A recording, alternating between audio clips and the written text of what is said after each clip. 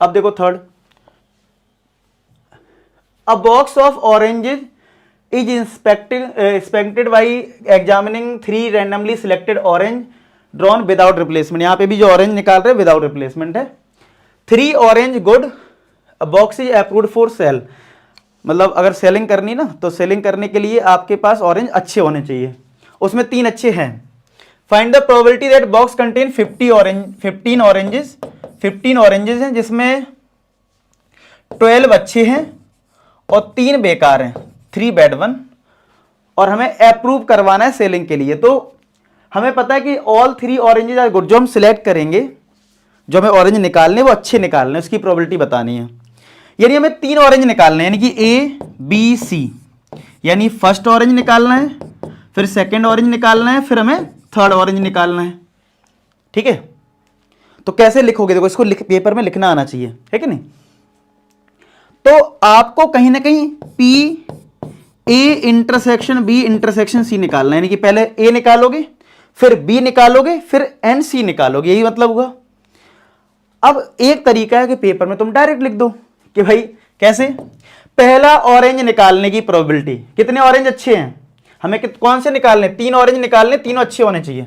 तो 12 हमारा फेवरेबल हो गया अपॉन टोटल क्या है 15 ऑरेंज टोटल है, मल्टीप्लाई विदाउट रिप्लेसमेंट है। कहां है क्वेश्चन? विदाउट रिप्लेसमेंट, यानी एक कम करना पड़ेगा।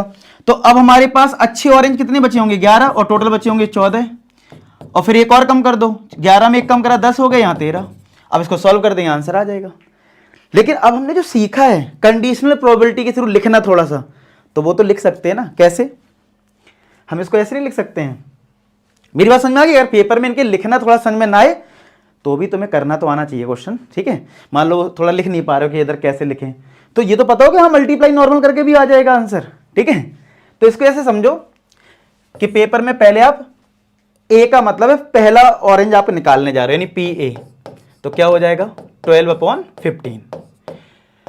अब आप दूसरा ऑरेंज निकालने जा रहे हो, लेकिन दूसरा ऑरेंज बी जो है वो डिपेंडेंट है ए पे, तो ए स्लैश लगा देते हैं, बस रिप्रेजेंटेशन ही तो है। तो ये कितना आ जाएगा 11/, इसमें एक कम हो गया और इसमें भी एक कम हो गया। फिर आप तीसरा ऑरेंज निकालने जा रहे हो, यानी सी स्लैश। अब तीसरा ऑरेंज किस पे डिपेंडेंट है, किस कंडीशनल प्रोबेबिलिटी पे? ए और बी, तो इधर स्लैश में ए भी लिख दो, तो वो हो जाएगा 10/13। एक कम कर दिया, देखो 11 में भी एक कम हो गया, टोटल में भी एक कम हो गया। अब इन तीनों को मल्टीप्लाई करना है, ठीक है? यानी पहले तुमने पहला ऑरेंज निकाला,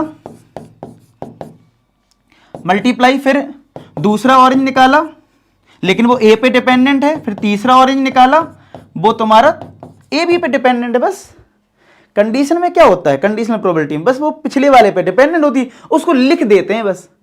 पहले हम 11th क्लास में बिना लिखे करते थे, अब लिखने लगे हैं बस, तो अब लिख दो बस, वही जो मैं बता रहा था। और इसको ऐसे लिख देते हैं कि भाई हम तीनों ऑरेंज निकाल रहे हैं, ठीक है?